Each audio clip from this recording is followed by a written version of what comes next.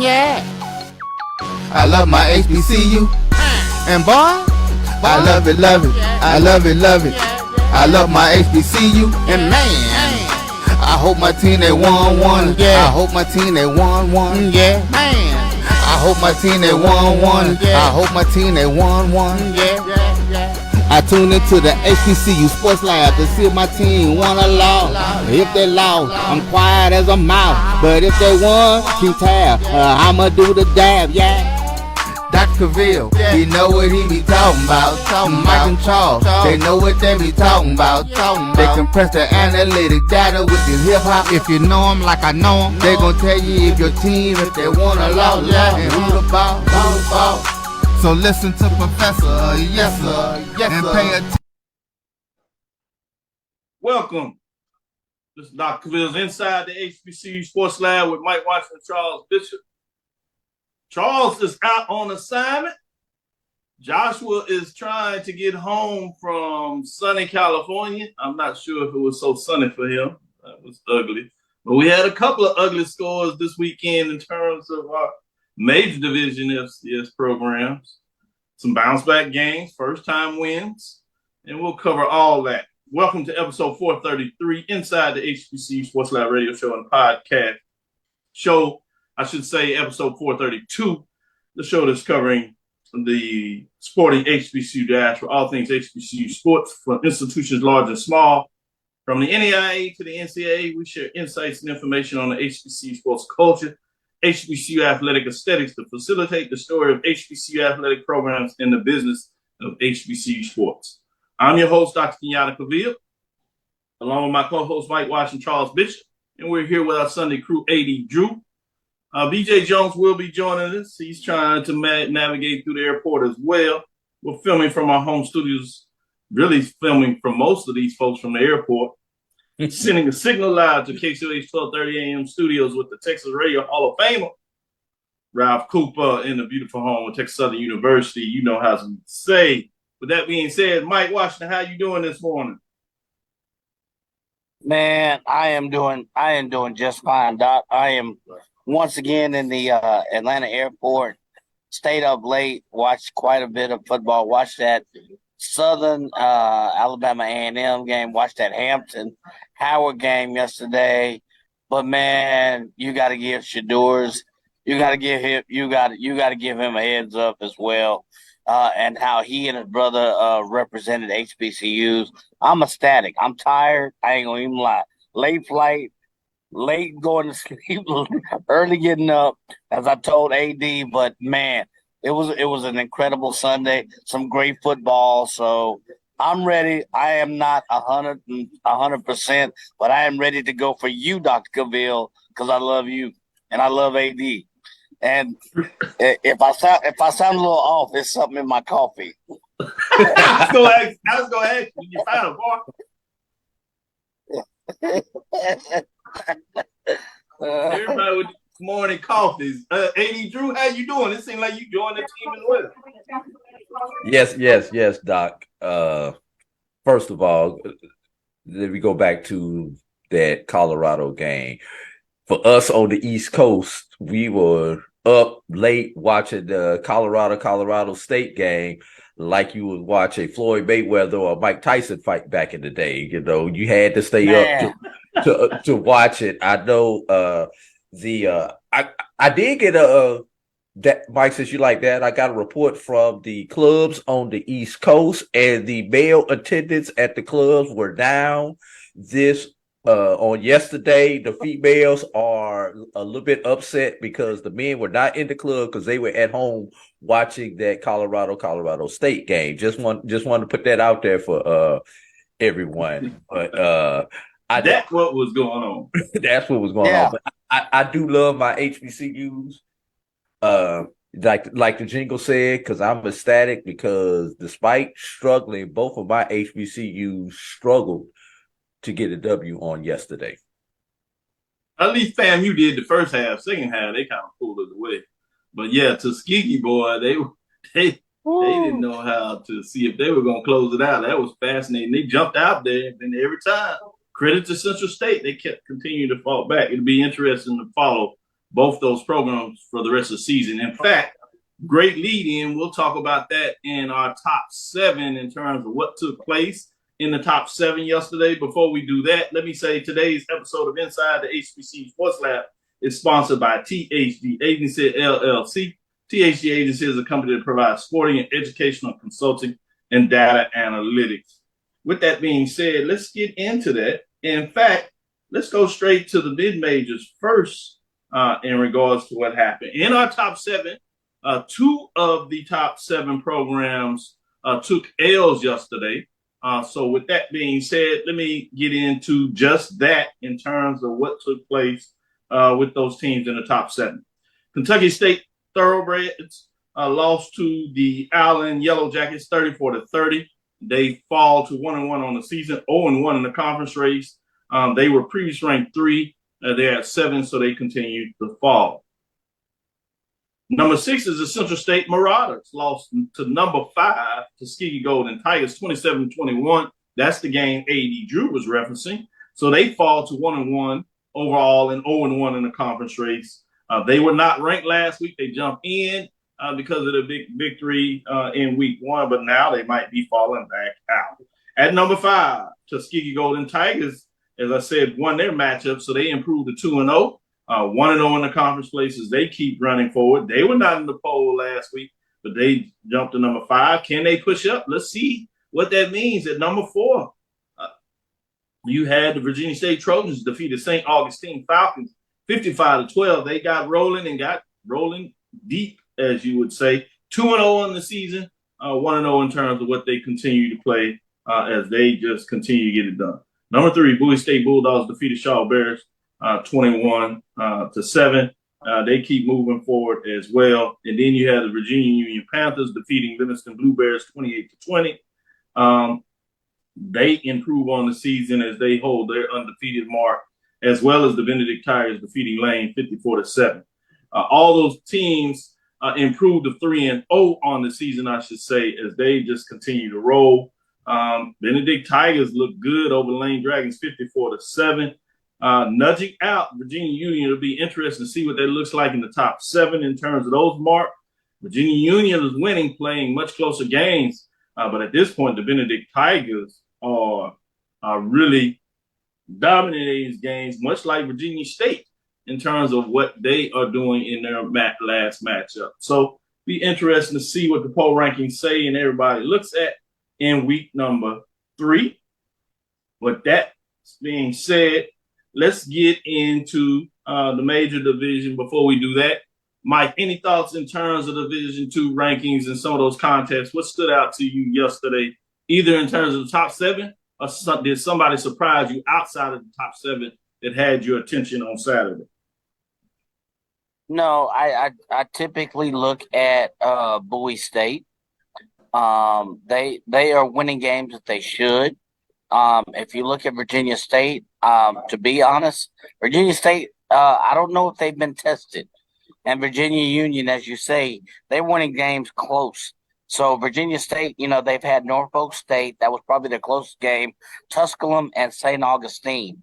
Not really tough competition. So if you look at strength of competition, I can't wait till the middle of the season when Bowie State has Virginia State at home, and then they got to go on the road and take Virginia Union.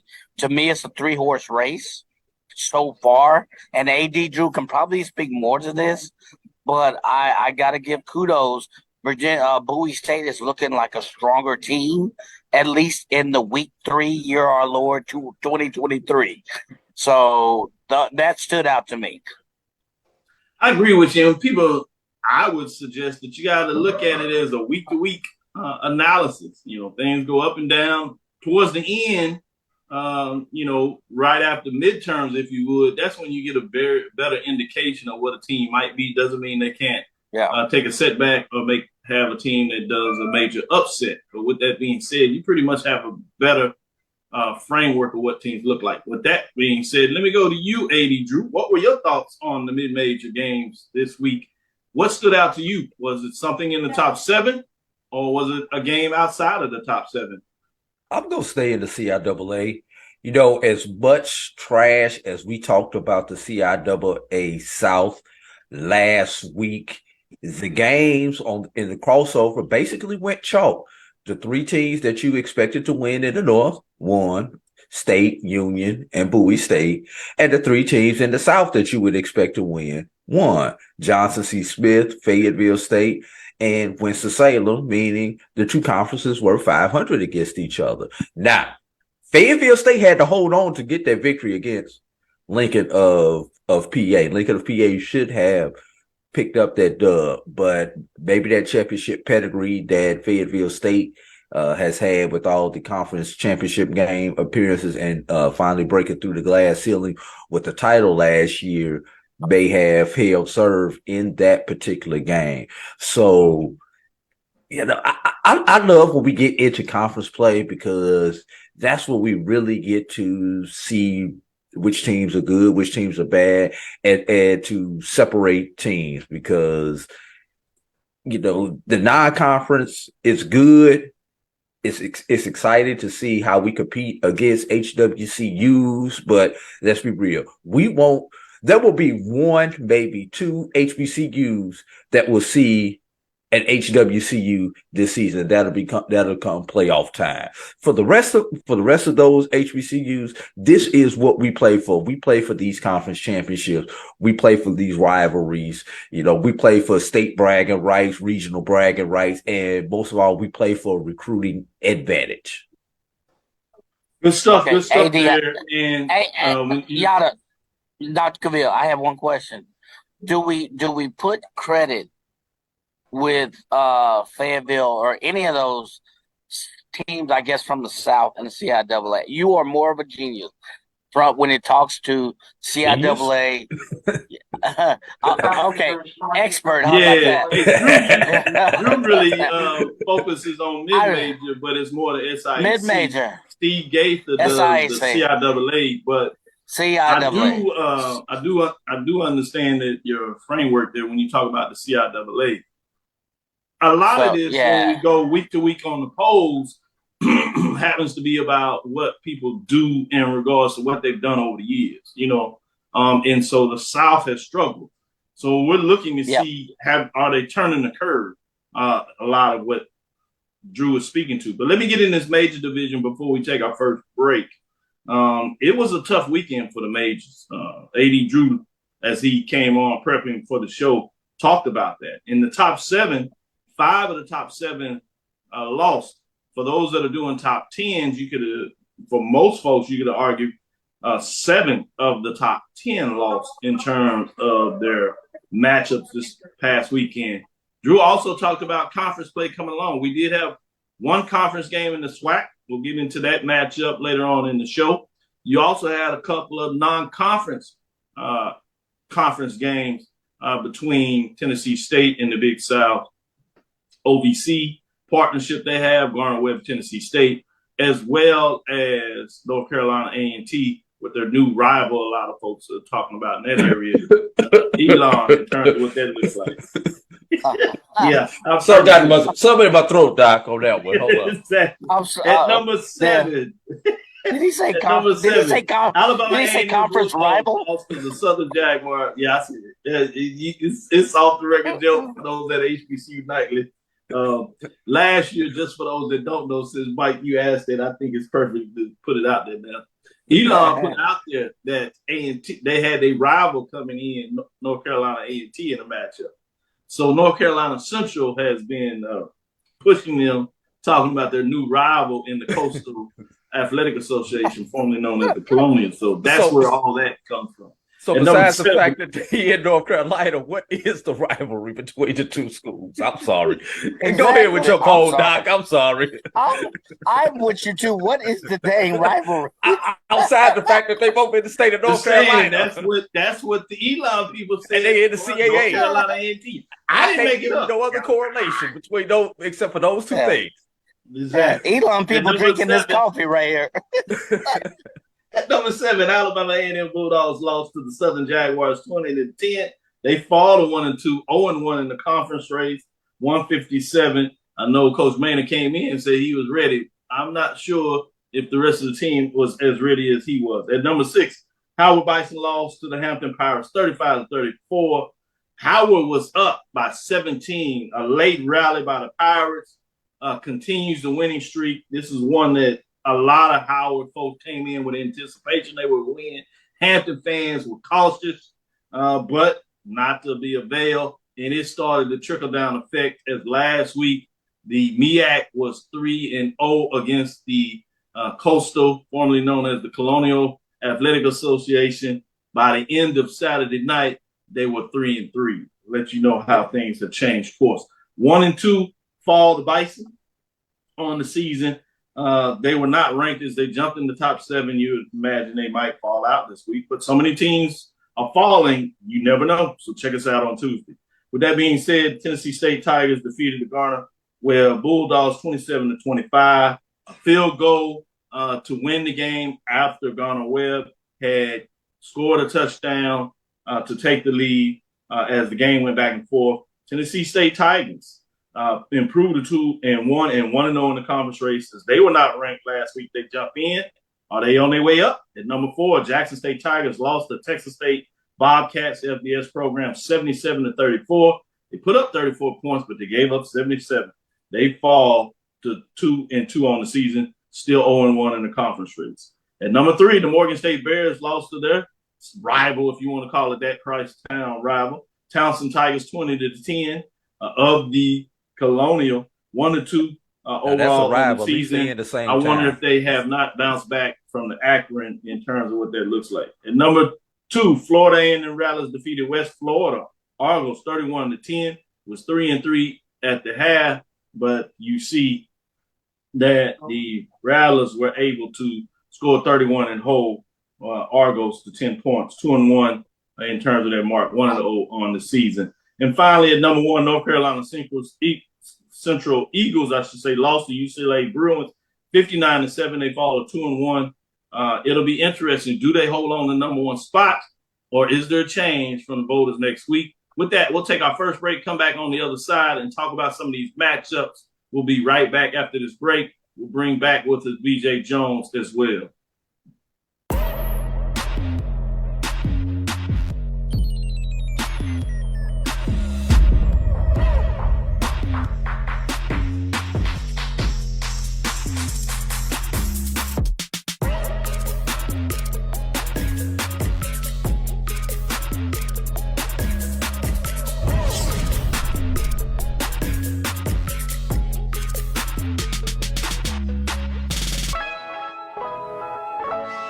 When it comes to professional learning, teachers deserve better. From the leader in online learning, Stride brings you the Stride Professional Development Center, an on-demand library of mobile-friendly courses that gives teachers choice and flexibility, allowing them to learn anytime and anywhere. Our dynamic courses provide bite-sized learning and help educators advance their knowledge while also gaining professional development hours. It's time you take charge of your learning. Visit us today to get started. Since 2002, Empowerment Resources, Inc., a nonprofit organization, has empowered more than 1,500 youth and adults in Duval and surrounding counties through its programs Journey into Womanhood, Girls Mentoring, Life Skills for Teens, and Parenting Education Coaching. To get involved with programs, volunteer, or donate, visit www.empowermentresourcesinc.org. Follow us on social media, facebook.com/empowerment.resources and instagram.com/empowermentJAX. You're looking for the latest information on Southern University sports, the Southwestern Athletic Conference, and HBCU athletics. There's only one place to go. Tune in to the Carlos Brown Show, exclusively on the Black College Sports Network. Charmin Ultra Soft has so much cushiony softness, it's hard for your family to remember they can use less. Sweet pillows of softness. This is soft. Holy Charmin. Oh, excuse me. Roll it back, everybody. Sorry. Charmin Ultra Soft is so cushiony soft, you'll want more, but it's so absorbent, you can use less, so it's always worth it. Now, what did we learn about using less? You gotta roll it back, everybody. We all go. Why not enjoy the go with Charmin? Compress the analytic data with your hip-hop. If you know them like I know them, they gon' tell you if your team, if they wanna lose, and who the ball. So listen to Professor, yes sir, and pay attention, cause he gonna teach a lesson. This is Dr. Ville's Inside the HBCU Sports Lab with Mike Washington, Charles Bishop. As I said, Charles Bishop is out on assignment. BJ Jones has joined us for the segment as we get into some of our matchups that we called Game of the Week last week, as well as AD Drew. So let's just jump right into it. But let me be a gentleman. BJ Jones, how you doing this morning? Been doing pretty good, Doc, man. It's been an early morning, man. Just getting back home. So, hey, all is well. All is well. With that being said, let's get into it. East Rutherford, New Jersey, MetLife Stadium, HBCU NYC football game classic. We have SIAC contest that has went all the way up to the East Coast. Overall rankings, these teams were well outside, if you would, in terms of the top 7. If you got into my overall rankings, I like to do Albany State Golden Rams come in like 16th in terms of the strength of what I have them thus far this season, while Morehouse comes in at a 25 spot. So tough sledding for these two teams. Somebody was going to get a victory. Albany State Golden Rams improved to 1-2 after they defeat Morehouse, who falls to 0-3. With that being said, Drew, what are your thoughts that took place in this game for this matchup between the Golden Rams and the Maroon Tigers? Look, Maroon Tigers, when your opponent turns the ball over 2 times to your 1, you're supposed to be in the game a lot better than you were. But Albany State came out in this game, jumped up early, 17-0, before Morehouse made a comeback. Scored late in the half, and then wait until the fourth quarter, get their second touchdown before Albany State was finally able to seal the deal. Here's the thing, Doc. The only reason that I am really talking about this game on your show is A, it was played in the New York metro area. B, you put it on the script and told me I had to talk about the game. And C, I don't have a C as to why I am really talking about this game. But for both these teams, somebody had to win this game. Somebody was going to lose it. For the team that lost this game, Morehouse, it's tough looking down the Morehouse schedule and seeing where a W is going to come for the Maroon Tigers this year, which is a sad testament to a proud program. Yes, as a Tuskegee Golden Tiger, we love whooping up on y'all. But we love whooping up on y'all when we good. I mean, I know we win about 80% of the games when we play each other, but we still want some competition.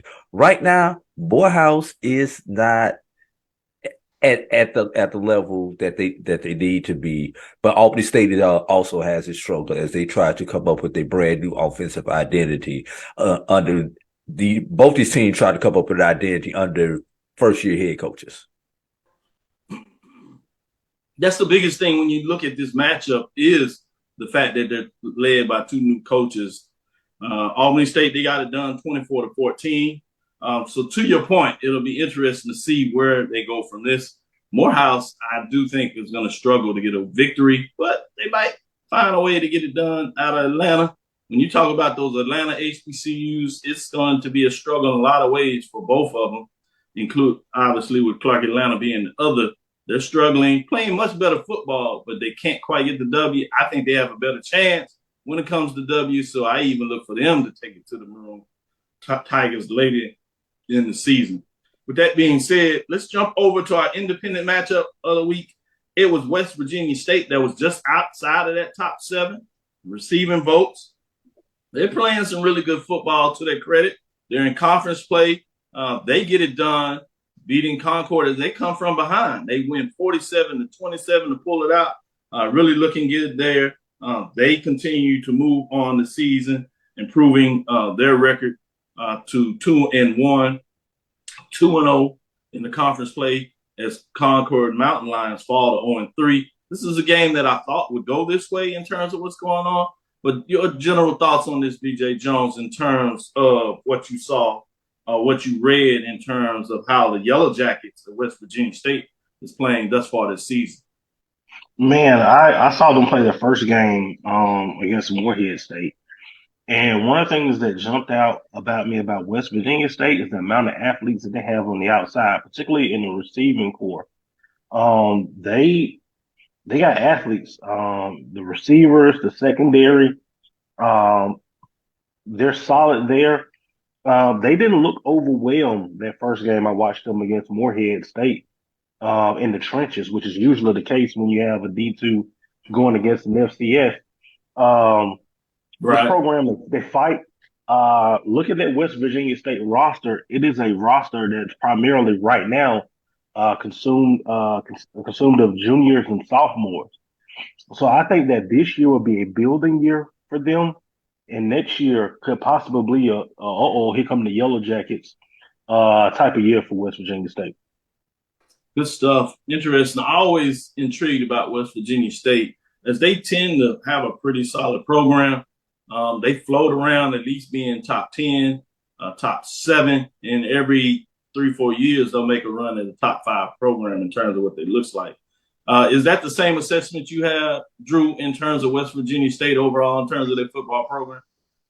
Yeah, the only thing with West Virginia State, that about the East Conference is probably one of the toughest conferences in Division II football. Mm-hmm. So West Virginia finding its own identity within its conference itself, considering that they play 10 conference games. I mean, it is a tough road for them to get back to supremacy. And I'm like BJ. Yeah, they're going to be above average. You know, they've never been mediocre as long as I've been following them. They're going to be above average. They're probably the lower level of that first tier, but can they sustain those athletes and their program to get to the upper level of those first teams where they're competing for a conference title every year? Because I think it's been about 3 or 4 years since they've been there fighting for that 1-2 spot. You may remember better than I do, BJ. 2019, I think. That sounds about right. Somewhere around there when they had a legitimate chance at winning that conference. The other game we had was Welcome to the Conference Party, CIAA, when it started for conference race. They had to travel to Charlotte, North Carolina, Irwin Belk Complex. They lose to Johnson C. Smith Bulls that improved to 2-1, 1-0 in terms of the conference race. Bluefield State, the Big Blue, they came in there all 1-2, 0-1 in that conference. It's interesting when you look at that matchup. The Golden Bulls got it done, 30-13. A lot of folks were looking at Bluefield to see what they could get done in that matchup. Fascinating in terms of that. We won't take a deep dive in that one because I want to tease out our SIAC mid-major matchup of the week, which is Pine Bluff, Arkansas, Simmons Bank Field. It was the mid-major top 5 programs, Miles Golden Bears, who actually fall to 2-1 on the season. Arkansas Pine Bluff, 18th overall of what I got, the top 21 programs where I have them ranked. They improved. They get their first win of the season, 1-2. They get it done. It was a nip and tuck close one. We'll talk about your thoughts on that matchup on the other side. We'll save it and make it a mid-major game. It kind of snuck it in there.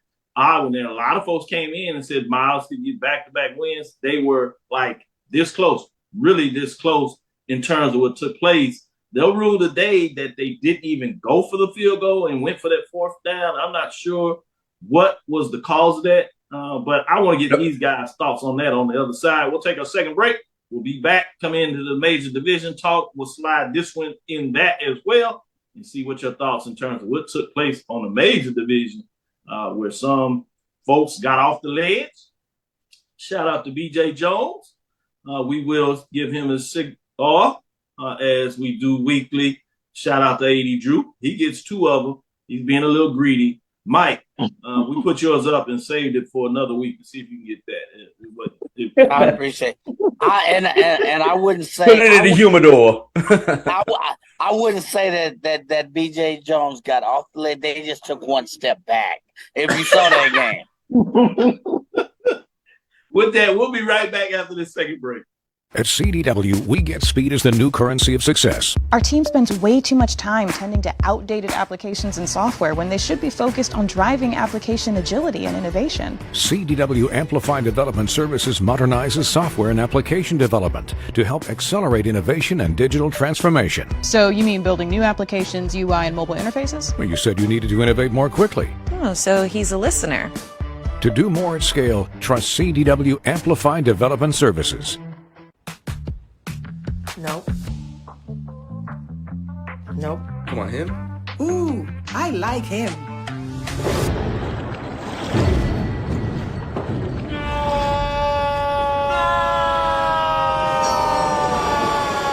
Quick, the quicker picker-upper. Bounty picks up messes quicker, and each sheet is 2 times more absorbent, so you can use less. He's an 8. He's a 9. Bounty, the quicker picker-upper. That's a pretty tight spot. Watch this. Of course.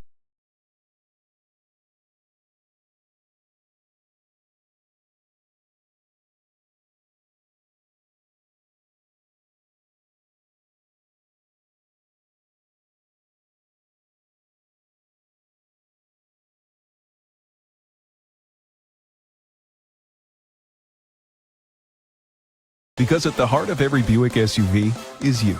From novice to aficionado, find yourself here. High quality cigars plus personal customer service. Slow Burn is Waco's only mobile cigar lounge, featuring a meticulous, curated collection of premium cigars. Visit our website, www.slowburnwaco.com. That's www.slowburnwaco.com. Compress the analytic data with your hip hop. If you know them like I know them, they gon' tell you if your team, if they wanna law, and who the ball. So listen to Professor, yes sir, and pay attention, cause he gon' teach you. This is Dr. Cavil inside the HBCU Sports Lab. Let's get into this matchup. Pine Bluff, Arkansas, Simmons Bank Field. I hate they didn't call BCSN to broadcast this game because it was one of the best games of the week. Obviously, if you had the pay-per-view, Golden Lines puts theirs behind a paywall, so you had a chance to get that game. I was watching it in terms of the scoring line, watching it on the pay-per-view, because the other games, other than the Southern and Alabama A&M game that was least competitive, but the way it was played was a tough one to kind of watch in a lot of ways. But this game really had everything. Pine Bluff jumps out 14-0. First quarter, looking really good. You'd be like, oh, man, maybe not. Miles, Pine Bluff is better than what we think. Miles is just not quite ready to take next step. That attrition that I tell you, that mid-majors, you play one game, maybe 2 games, you can get it done. But playing a season against FCS and the number of bodies is what I try to tell people. I don't think they understand. When you talk about the difference in divisions, yeah, you can get up for a game or 2. You can get up for a half, a quarter. But to do it past 2 games, 3, 4 games, with the attrition that takes place, it is challenging to see Division II programs. And that's why I separate the matchups in terms of the mid-major and the major division in terms of what that looks like. But the Miles Golden Bears do what they do. They storm back. And late in the game, it looks like SWAC fans were going to be dropping their head just for a terrible weekend. It's 3-3 when you're looking at down there watching the FAMU game, because I got one on the tube in regards to that matchup. I have an iPad going in terms of Tennessee State's game, looking at that, and it's going back and forth. You're comfortable, and then you're not comfortable with that game. You're seeing UCLA do their thing, and you just dropping your head. You're seeing Texas Southern Rice, and you dropping your head. You're seeing Prairie View SMU, you're dropping your head. You're seeing Morgan State, Townsend, they just take it to them early. You're dropping your head, and you're like, what the hell is going on this week? And then you turn in this one and say, well, at least this was entertaining, so we're going to go with it. BJ Jones, let me shut up, take it to the Masters. Let me let y'all get in here and get y'all talk on. BJ Jones, what do you think about this Pine Bluff Miles Golden Bears? What were your thoughts? Coulda, woulda, shoulda. Doc, I don't understand the call, and I know that head coach Sam Shade. I know there's some reasoning behind it. Maybe he saw something. I know that Miles has had some issues with kicks being blocked this early part of the season. Maybe that was it. I'm kicking it. I'm kicking it. I mean that's just me, and maybe he wanted to show his team that hey, I believe you guys. We're going to be aggressive and we're going to go get it.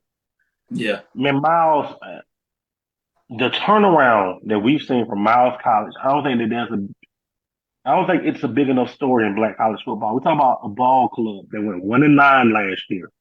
Reggie Ruffin had that program rolling. He leaves, goes to Tuskegee, takes a lot of coaches with him, takes a lot of players with him. Miles is literally in rebuild mode. They bring in Sam Shade from Pennsylvania Valley High School, the Birmingham metro area. He has a terrible year. They ready to run him out of Miles.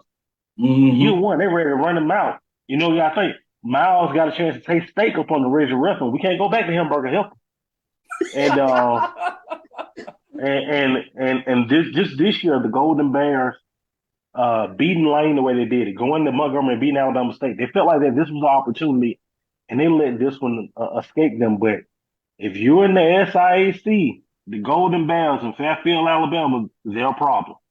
They're a problem, and they're going to have a lot to say about who plays in that championship game over in the SIAC. Without a doubt. I mean, you look at the data points. Seriously, Miles lost this game. I don't think UAPB won this game. If you looked at that game, which I did, I mean, seriously, UAPB went 1 for $1 million on third down conversion. They couldn't pass 1 the to ball 14 over. to be exact. Yeah, I'm sorry, 1 for $1 million. So in football terms, and really, I mean, you look at Miles had every category, with the exception they had 2 turnovers. Miles had possession of the ball altogether. Kick the ball, field goal, kick the ball, think soundly. They have a really tough, tenacious defensive team, and they play UAPB. To me, I know you Golden Line, I know my uncle, Big Earl, UAPB fan. He calling me. You see them with them? No, Big Earl. UAPB didn't win this game. Miles lost this game for real. It was on coaching. It was on fundamentals. But Miles, beware of Miles this season. That defense alone is tough. Now, let me see if I can turn this around a little bit, man. Give the Lions some credit, man. 4th and 2. Their back is against the wall. Miles is roaring back against the Lions in their home, and they only give up a yard as Miles turns it down. They get 1 yard. There's 3:44 left in the game. They are making moves and making plays, and they literally get down to the 5-yard line. 5-yard line. And Pine Bluff defense stands them up at a crucial time in the game and get it done. Obviously, later they try to get a field goal and it's blocked and run back where they run out the clock. But AD Drew, what were your thoughts in terms of what took place on that crucial play in this game? Look, let's give Miles credit. I know bowl victories are not what are truly reflective, especially when it comes to the standings. But that defense of Miles, the running game of Miles, is going to be hell on the rest of the SIAC. The way Miles is never out of a game, and they don't abandon the running game, even when they're down multiple scores.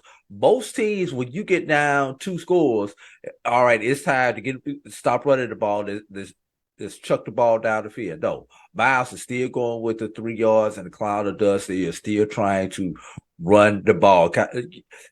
Almost that old school Oklahoma-esque type thing. We are going to do what we're going to do. This is our identity. Now, let's get on the decision. Everybody remember last year when Lane went for 2, when everybody thought they should have gone for 1?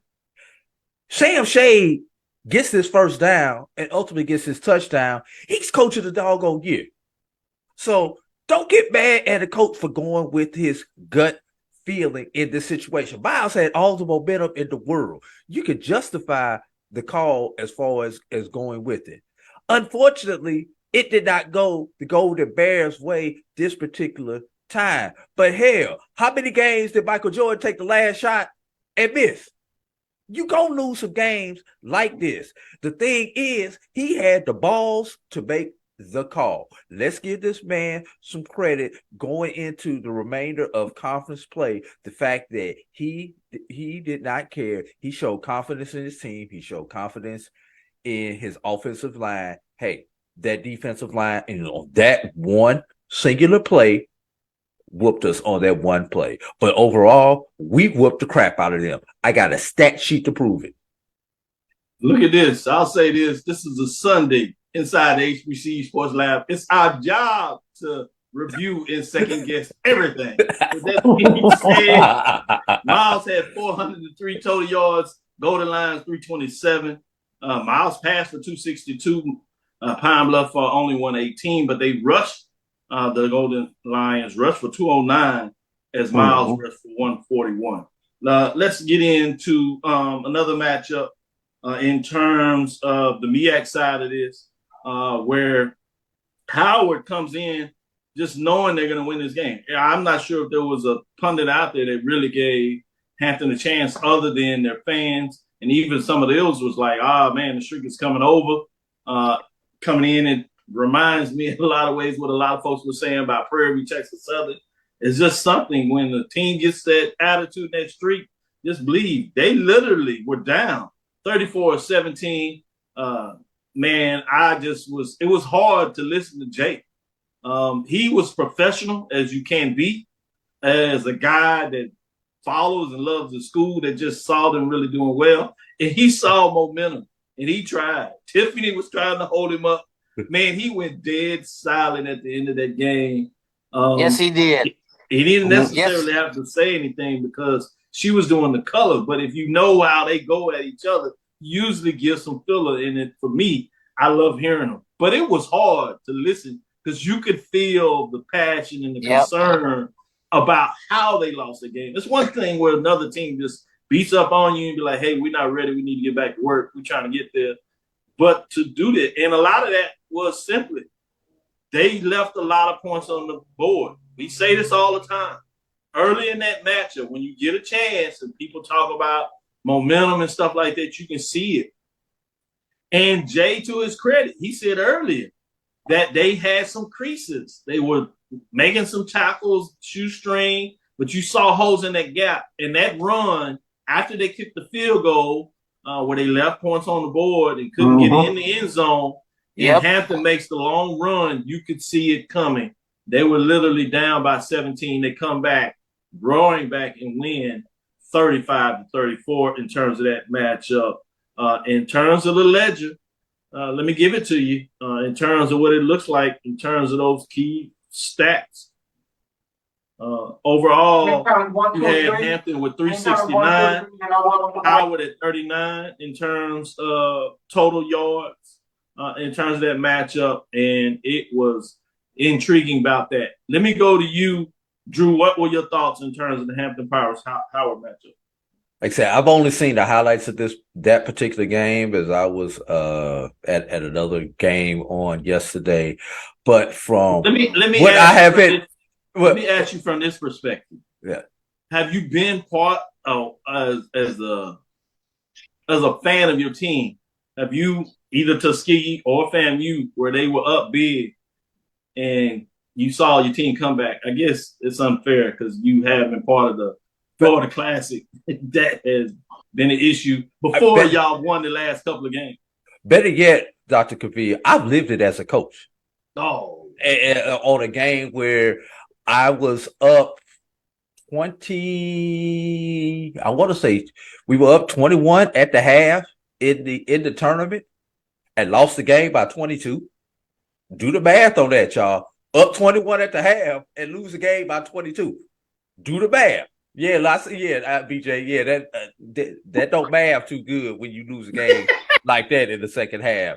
And that's kind of what you saw here in the fourth quarter, although it was a hell of a lot closer score. But what this game reminds me of is Hampton remember and woke up in the fourth quarter that they are the HBCU bullies. That was their block. They bully everybody who comes on the block. Yeah, they got their butt whooped that one time last week when somebody was able to sneak one in and sucker punch the bully of the block. And then in the next fight, they went, somebody hit them with a quick 2-piece of the biscuit. But later on, after they got they cognizant skills back, they came and hit them with the whole bucket of chicken, and that's what happened in the fourth quarter of that game. That's what it looks like to me, Dr. Cavil. I agree with you. That's exactly a great description in terms of how you define it. BJ Jones, where were you on this?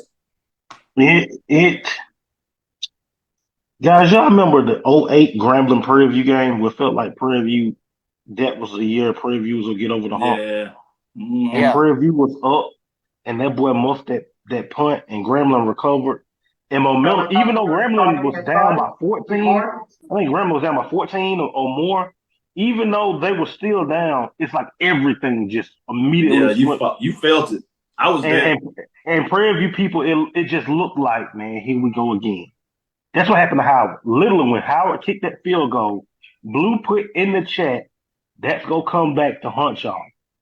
And on the kickoff, like that kickoff swung all momentum. And even though Howard was still up, it just looked like they were just pressing, and Hampton was just comfortable, and you saw it happen. You saw it slow to happen, and it was just like, wow, here we go again. Yeah. Mike, what are your thoughts in terms of that? I know you've been part of several of these Texas Southern Prairie View Labor Day matchups where you say, all right, finally get a trophy over. They get to take it home, 3,100 Cleburne. Then all of a sudden you be like, not so fast, my friends. No, man, I agree. I saw this game. It looked like Howard was going to pull off a win. But even when Howard was ahead, you didn't feel like they were ahead. You felt like Hampton was going to just come back. Howard left points on the board. They were up 31-21 in the third quarter, and they left points on the board. So I think there's also something to be said about what Howard was able to do running the ball with that defensive line of Hampton. It really showed itself in the fourth quarter. But really, man, Hampton hit him with a three-piece, with a Frenchie's three-piece and a pepper in the fourth quarter. And if you're from Houston, Texas, and on Scott Street, 3rd Ward, you know what a three-piece and a pepper is. Man, they got hit with a three-piece and a pepper, and Howard couldn't do nothing in the fourth quarter. And you just felt like this was the one that Howard was supposed to win, but Hampton woke up. They got hit with that knockout smelly sauce, that ammonia, and that three-piece or whatever. It just woke them up. But I don't know any other way. Howard left points on the board in the first half, for real. And I don't know any other way to explain it. I don't know if it's coaching. I don't know if it was play, execution, but they left a lot of points on the board. And so that's kind of where the chips fall for me. Can I ask a question to all the Howard folk, Dr. Cavil? Hold on. I want to say this before you ask that question. Mike, I know about that pepper. But after the Labor Day Classic, as I was leaving the stadium, Prairie View got a 4-piece. It was actually 4-piece in a pepper. Yeah. Exactly. Yeah. Drew, what were you going to say? For all my Howard Bison out there, if not now, when? Oh, that's wrong. Why you got to put salt on? Why you got to put salt on? Let's go to the break. We're coming back on the other side for every part of Howard folks. Man, they in their feelings. It's hard. It's hard. I'm telling you. Jay, at the end, was a good sport. When the coach got up there, somebody from Howard pulled the plug so they couldn't hear the coach. He did say, congratulations, coach. Congratulations. That was his last word. Hey, I will say that Jay, the first half, was pubbing Howard to death. Howard this. Howard this. Whatever school can you go to? All of a sudden, in the fourth quarter, silence. Tiffany was holding the mic down. I'm seriously. She did. It was like it went from 50-50 commentating in the first half to about like 80-20 in the fourth quarter. Jay, I didn't say that. Blame that old Mike. We'll be right back after this last break. We'll discuss our final 2 games in this last segment. Stick with us. We'll be right back after this break. If you think all pads are exactly the same, think again. This is Always Ultra Thins reinvented with the Always Triple Protection System. This pad wicks gushes 90% faster, absorbs even more so you can feel dry, and locks odors in. Rethink your pad for up to 100% leak-free and odor-free comfort with the totally reinvented Always Ultra Thins. This is always like never before. Are you hungry for authentic Caribbean food like jerk chicken, oxtail, red snapper, shrimp, tofu, and rasta pasta? Well, find your way over to Mango's Caribbean Restaurant, 180 Auburn Avenue, right next to Royal Peacock in downtown Atlanta. Them belly full, but we hungry. Mango's Caribbean Restaurant, open daily from 11 a.m. to 10 p.m. And on Friday and Saturday, we're open till 4 a.m. Come to Mango's and put some spice in your life. So we've got a good thing going. Mango's Caribbean Restaurant, 180 Auburn Avenue, right next to Royal Peacock in downtown Atlanta. For more info or directions, call 404-698-3992 or log on to mangoscaribbeanrestaurant.com. For instant coupons, text MANGOS to 313131. Tell your mama hungry, papa hungry, brother hungry. Mango's Caribbean Restaurant, authentic Caribbean cuisines. Open up the door, tell your mama hungry. This is Ryan Fulford. AD Drew and I are co-hosts of the BCSN SportsWrap. We talk about all things related to HBCU athletics. From the games, teams, coaches, and fan interest stories, we cover it all. You can find our shows on Facebook at BCSN SportsWrap, YouTube at MyJBN Online, and everywhere you listen to podcasts like Anchor, Spotify, Google, and Apple Podcasts. You can also find the show on the Jericho Broadcast Network's app. Make sure to download. We look forward to you joining the conversation and being a part of the show. Compress the analytic data with your hip-hop. If you know them like I know them, they gon' tell you if your team, if they want a lot, and who the ball. So listen to Professor, yes sir, and pay attention, cause he gon' teach a lesson. This is Dr. Bill with Inside the HBCU Sports Lab with AD Drew, BJ Jones, and Mike Washington. Let's get into this independent game of the week. It was a conference game between the new framework of the Big South OVC.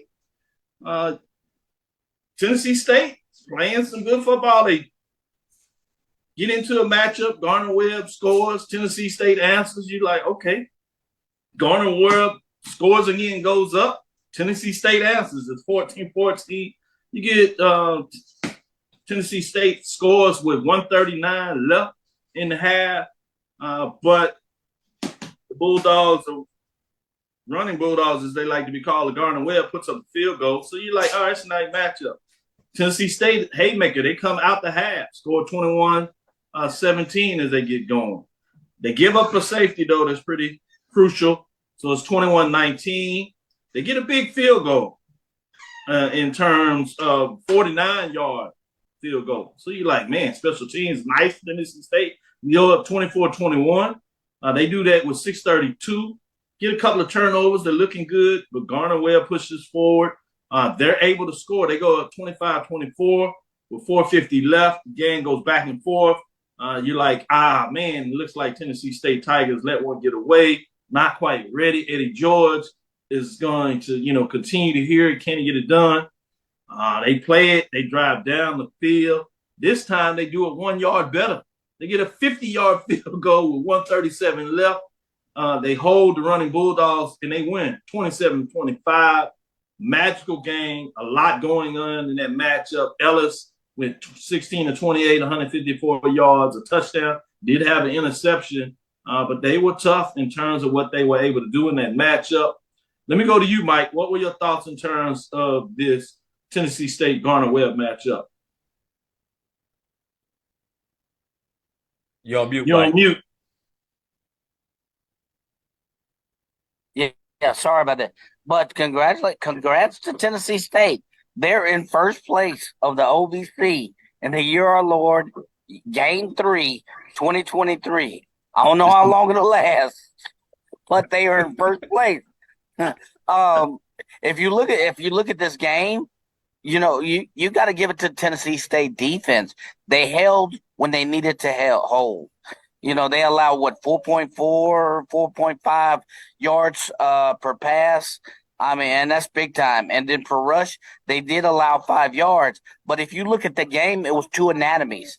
You look at the second half, Tennessee State only held them to like 3 to 3.5 yards per rush, and they held when they needed to hold. They had 2 penalties. They had 11, 12 penalties for nearly 80 yards, 75, 80 yards. That by all intents and purposes, Tennessee State should have lost this game, but they held when they needed to hold to pull this game off. I think they won the second half 13-8.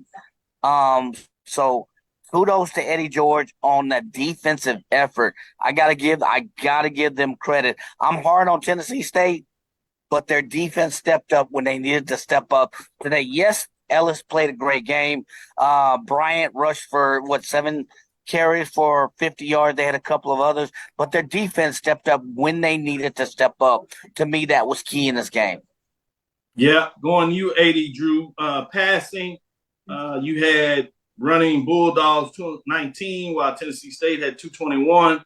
Rushing, the Bulldogs 187 to 120. With total yards, 406 to 341. In general, what were your thoughts? Big win by the Tigers to help Mike out there. He talking about Big South. This OVC, this Big South OVC now. I want the Big South folks to be mad at you. They done lost. My bad. Whatever they calling it. For whatever they calling it. Whatever they calling it now. Exactly. My point. Go to AD, Drew. One thing I've been trying to get people to understand this year is not so much about the rushing yards, it's the rushing attempts in these particular games, and the attempts is what allows you to control the clock. Although 34 to 35, to your point. Goodness. Exactly, that's what allows you to control the clock, which Tennessee State was able to control the clock 31-08 compared to 28-52. And once again, with this new first down rule where the clock does not stop on first down, those rushing attempts are equating over to time of possession, which is equating over to some teams getting victories this year that have not gotten victories in the past. But I've got to ask this question to your posters before I turn it over to BJ Jones. We gotta stay on time. Because we still got matchups. So okay, keep rolling. Yeah, and like I said, this is gonna be real quick. We've only got 3 teams in our major division that are above 500. All 3 of them are 2-1. All 3 of them have lost to an FCS team, but 2 of those 3 teams have a victory against a Division II team. Who's going to be your new number 1, Dr. Cavil, when you start looking at all these data points and different things that go into it next week? Now, just throwing that out there. I like that question. Everybody needs to tune in Tuesday because I want to know. Seems like BJ Jones says the Rattlers. Hey, Drew might be lining up for that too. Go ahead, Drew. But Tennessee State has a valid argument right now. That's why I said the Pine Bluff win to me was a little more significant when you talk about the quality of that win, Miles Golden Bears, and that they were right there with Tennessee State. That is moving Tennessee State, especially when you start looking at the HBCU programs at the major division that are in the middle. I don't think there's a lot of separation. I think there's essentially 3 teams in the major teams that have pretty much separated themselves from everybody else. And then you have a glutton that we don't quite know. As we get into conference play, we'll need a little more. We have about 10 programs, and then we have about 3 or 4 that we know that are just out of the league, that are not ready for this. But the rest of them are right there in the pack. And week to week, you may never know. Great point, Drew. I'm glad you got that in there. BJ Jones, with that said, what are your thoughts in terms of this Tennessee State Garner Webb game? Man, Tennessee State shocked me. Watched the fourth quarter. They played tough that fourth quarter. Defensively, man, they stopped the run. They stopped Gardner Webb from doing what they wanted to do. I think there was one point in the game that Gardner Webb had, out of the first downs that they had been running it on first down, on every first down outside of like twice in that game. Tennessee State cut all that out, man. And that field goal, we talk about being solid offensively, defensively. Special teams is usually that third part of the game that people forget about, but that's ultimately what won Tennessee State the game. Good stuff. Stick with you, B.J. Jones. Alabama A&M, Southern Jaguars, 20-10. Another one of those games where you look at it, played ugly. It was a great game to watch in terms of the competition, competitive. And every time you thought Southern was going to push it out, the Bulldogs would fight back or they would make a mistake. The last one was before the half. They get a big play, credit to them, get down there, and they decide to go with it with 7 seconds left to try to stretch out the lead. They were up 10-3. You go for the field goal, 13-10. Your defense is strong. A&M hasn't really showed they could score. So you get a 2-score lead. It sounds like they really wanted to kill the knack with the sledgehammer, as they say. They go for the touchdown, and the running back fumbles right before the goal line. It was a little controversy there. They thought they got in. It was clear on the replay that the referees got it right. Ball fumbles. Turnabout is fair play, though, when it looked like A&M was maybe going to snatch and it was going to really get ugly in Baton Rouge in a lot of ways, because you never know what happens with that type of momentum. It looks like Alabama A&M is going to score to tie the game, if you would, at 10-10 in terms of what was going on there. Their running back fumbles on the goal line, and Southern kicks a field goal, pulls it out, 20-10. Final score there, B.J. Jones. What's your assessment? Ooh, it was an ugly win, but right now, Baton Rouge, you got to take the wins however they come. Right. Southern did everything they did possible to hand Alabama A&M the game, and Alabama A&M did everything possible to hand it right back to Southern. Oh my gosh! It was. Let me tell you something. Mike made a statement earlier. Like you said, off the ledge, and Mike said, "No, they probably took a step." A lot of people in Baton Rouge were happy because of the win, but just everybody, the consensus was, "Man, this was terrible football. Like this was bad football." And fortunately, fan base feels like, unfortunately, we just ran into someone who's just worse than we are. So we'll see how this plays out. One thing about it, tell people, relax. We're still in September. But when you look at this ball game and what it means as we're in conference play now, Southern's 1-0 in conference. And if you've looked at the SWAC West, there might be a lot of games like this. So it's going to be very interesting to see how this thing all shakes out when it's all said and done. I agree. When you look at the West and 2 or 3 teams in the East, even when you have those crossover matchups, I believe you're going to get a lot of games like this. It's going to be some defenses who defensive line going to basically keep them in every game, but then there are going to be some offensive lines in terms of the West that's going to keep them in every game, because that's the difference. What I saw in this game is Alabama A&M could not get anything going because what they were able to do on the defensive front. But then you turn the reverse on the other side. That defensive line controlled it in terms of Alabama A&M. You get big plays here and there, but you can't get consistent movement offensively for either one of these teams. Mike, did you agree with that assessment, or you saw something else? No, I completely agree. I mean, I can't add anything to that. I mean, I go back to the last play of the first half. Was it Southern on the goal line? It was like 10-3. Mm-hmm. Yes. And that was a golden opportunity. Alabama A&M stops them. They fumble. Alabama A&M, I think, gets the ball in the third quarter and turns it right over. I mean, seriously. Alabama A&M had every opportunity to win this game. They just played a horrible game. Southern played a horrible game. They just played less horrible than Alabama A&M. And Dr. Cavil, I was like, in the third quarter, I was like, enough. Can somebody win this game, please? So there, and I agree. There are going to be a couple of games in the SWAC West that are this ugly. I hope not this bad, but this ugly. Seriously. 80 Drew, are you in line with your two brothers here, or you gonna find a bright spot for me? Ditto. The game, no one wanted to win. The game, no one acted like they knew how to win.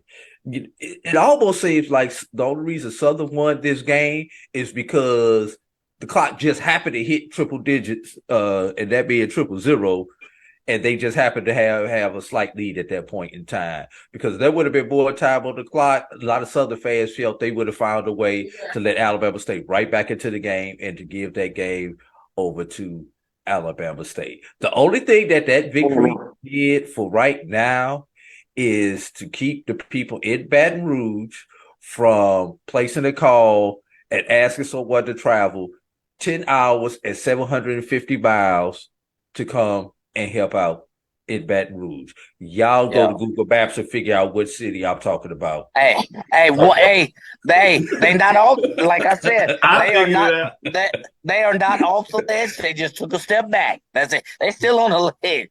They just took one step back. That's it. You know what it is? It's like when you're in the stadium and you try to send a text message or send a picture message, and because there's so many people in the stadium that your picture messages don't go out because it just keeps spinning.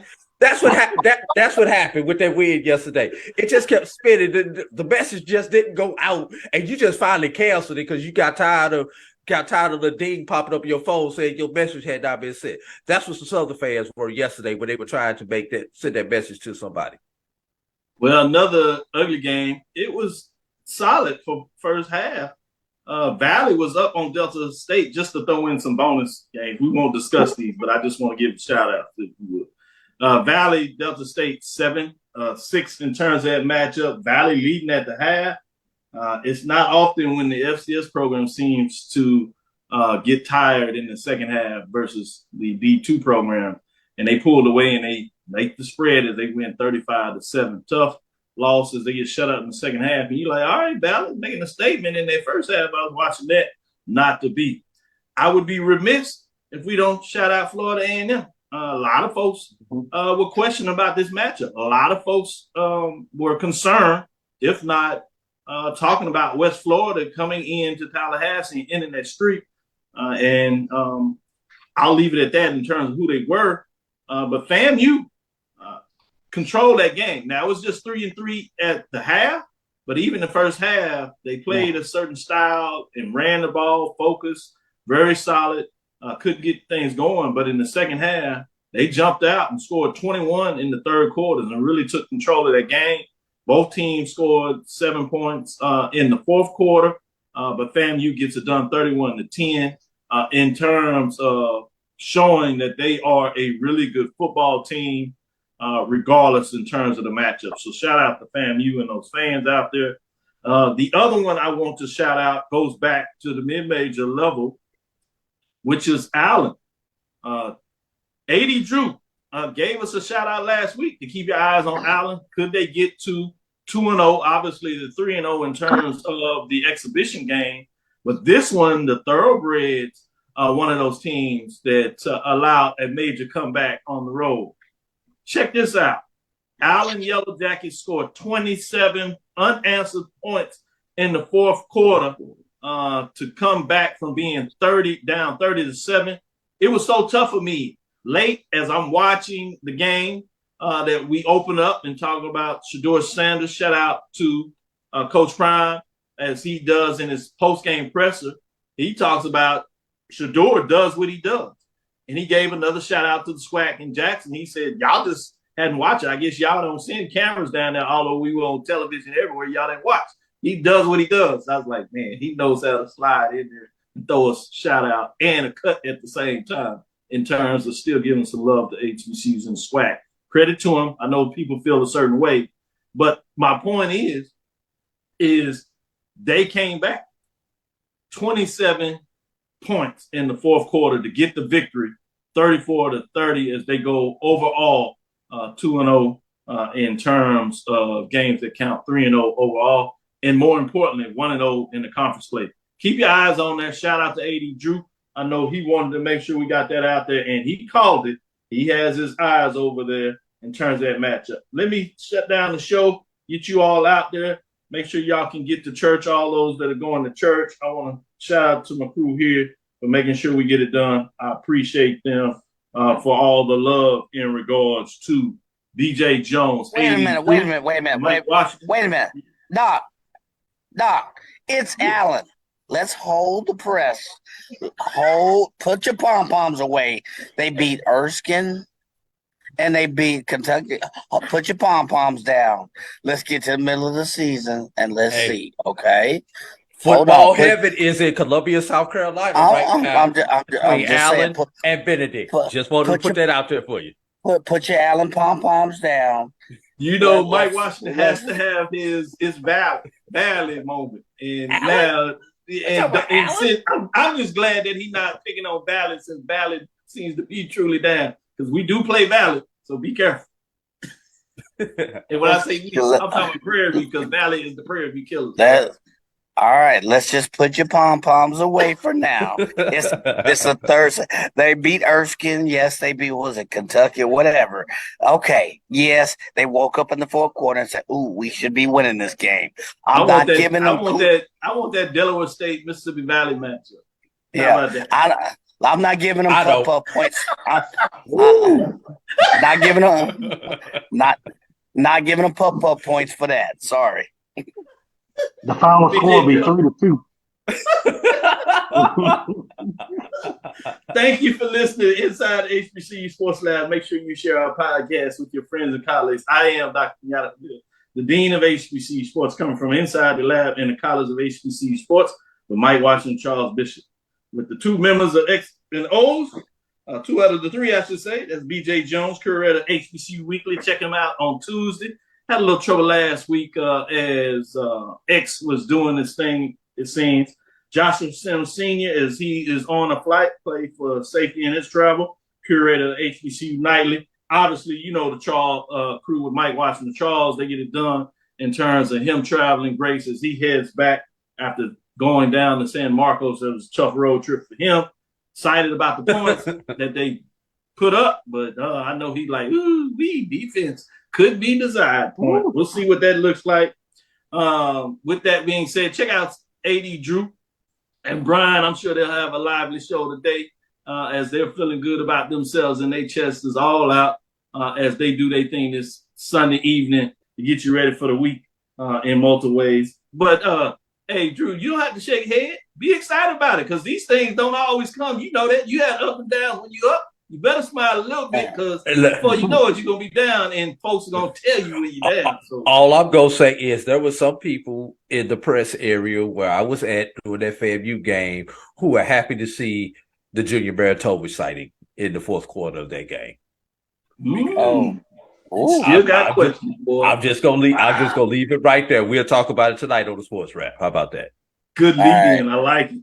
Make sure you continue to check out on Saturdays as you get ready for things to kick off in the morning with Carlos Brown. And then obviously midweek breakup to let you know it's getting closer as you have the O&G Strike Zone as well. And then on Saturdays, check us out at times. We're going to give you some BCSN matchups, games of the weeks, as we might do some of our watch parties, various different things with game times and things of that nature. With that being said, again, we want to thank you for listening to Dr. Bill's Inside the HBCU Sports Lab with Mike Washington, Charles Bishop every Tuesday and Thursday at 6 o'clock. We'll let you know what's going on this week. Follow me, Dr. Kenyatta Cavil, on Twitter, Facebook, and Instagram. That's DrKenyattaCavil. As we get into it, we'll discuss the latest news in the lab. Shout out to the lab listeners out there. Appreciate you supporting, following us. Great comments. I see that. I see Brandon excited with Tennessee State getting a win. Lonnie Shaw says, yeah, his Aggies are having some problems. I asked the question on last Wednesday as some friends out there said, we're going to be all right. I say, what is all right? Because A&T, I didn't think they saw what was coming. But that's the life you have at times. Inside the HBCU Sports Lab 1, we have that on Twitter, formerly now called X, formerly known as Twitter, I should say. And then you have Inside the HBCU Lab on YouTube and Facebook. Dream big, continue to move forward. We will talk with you soon. Mike? Sports. AD? Lecture. DJ? Dismiss.